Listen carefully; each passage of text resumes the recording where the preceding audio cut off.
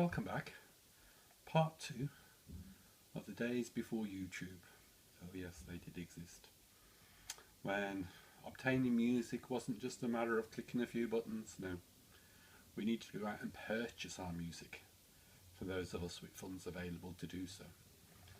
And for a lad that was only earning, I think it was about £16 on a YTS scheme. Yeah, that was a youth training scheme for young people who were unemployed.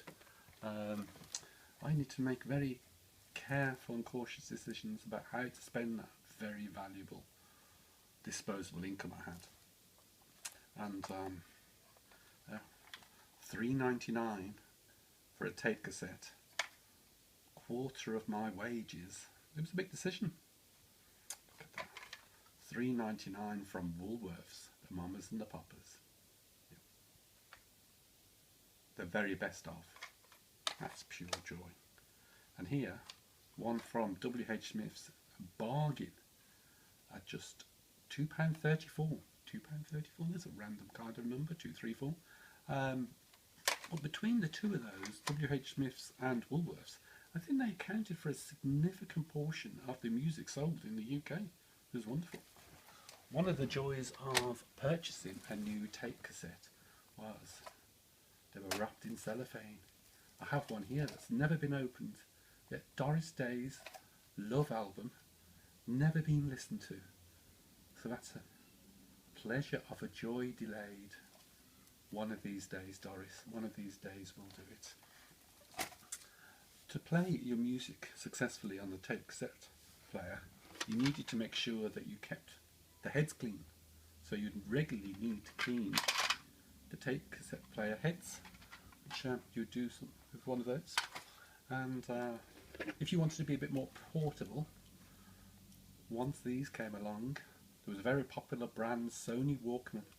You could listen to your music, going about your business, cycling, walking down the street. Oh, it was marvellous, absolutely marvellous. There was more than one or two accidents caused by people not paying attention to what was happening. But of course you'd have that, then you'd need to have your cassettes available.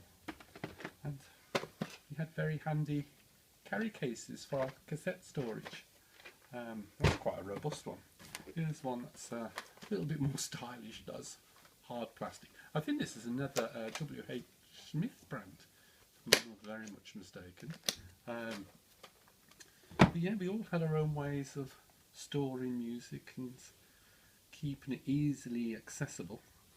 I have to say that playing your tape cassettes was not always easy.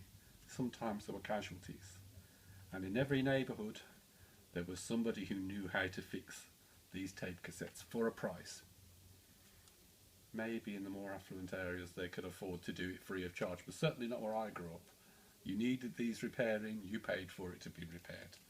But oh boy, you have to look after your investments. And look what I have here.